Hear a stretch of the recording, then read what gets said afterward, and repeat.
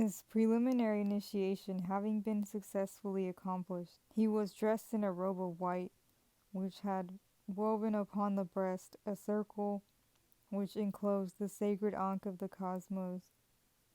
This symbol was to signify that the neophyte had been accepted for initiation into the mysteries of Osiris, and that he was seeking the mystery of life portrayed by the Ankh, which dwelt within the sacred universe of God, symbolized by the circle.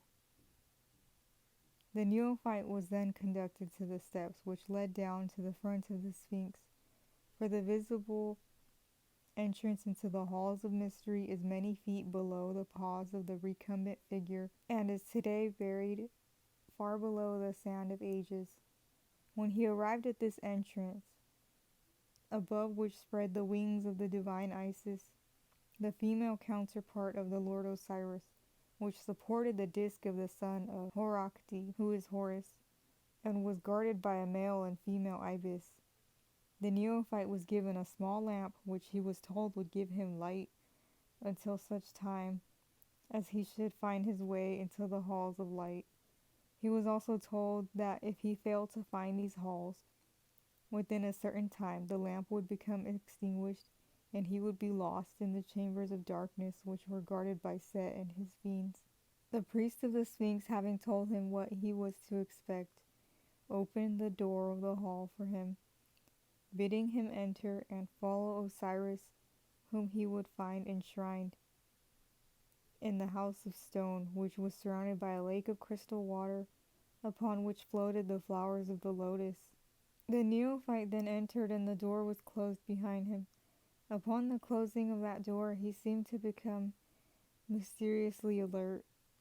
He would think that he heard music accompanied by the voices of many priests. He would even try to follow the sound, only to be confronted with a stone wall, which would bring back the realization of his helplessness. Many phantoms and visions would crowd his brain, and remembering the words of the priest, he would cast an anxious eye at the lamp, thinking in his imagination that the light was already failing him. At length, worn out and weary with fruitless searching, he would sink down, and sleep would claim his exhausted body. Then and only then would his real experiences commence. Suddenly, he would seem to be wide awake, and yet it seemed to him as if he were watching his own body, for there it lay on the stone floor of the hall, in which the priest had left him. Then he would look around and see a figure clad in all white advancing towards him. At first he would shrink away, but the figure would hold out to him the symbol of life and also the feathers of truth. Then, looking again at the prostrate body, still lying upon the stone floor, the neophyte would follow the beckoning figure of the priest, who would halt before the same stone wall which he, the neophyte, had been unable to understand. It seemed that he pressed lightly upon its surface, causing it to revolve upon some hidden axis. The figure then beckoned him to follow, which he did, finding himself in a circular structure which was flooded with an unseen radiance. Having entered this circular chamber, the priestly figure again beckoned the neophyte to follow him to the altar of purification. The priest then gave him the juice of the pomegranate to drink and a wafer to eat, which symbolized the duality of Osiris-Isis.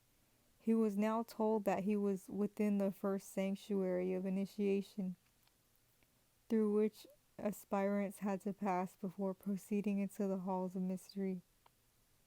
He was then seated in the great chair of the temple, and was robed in the vestments of Osiris, and was crowned with the double crown.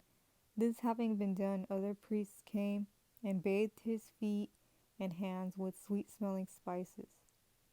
The symbols of power, truth, and life were then given to him, and his life was from henceforward dedicated to Osiris.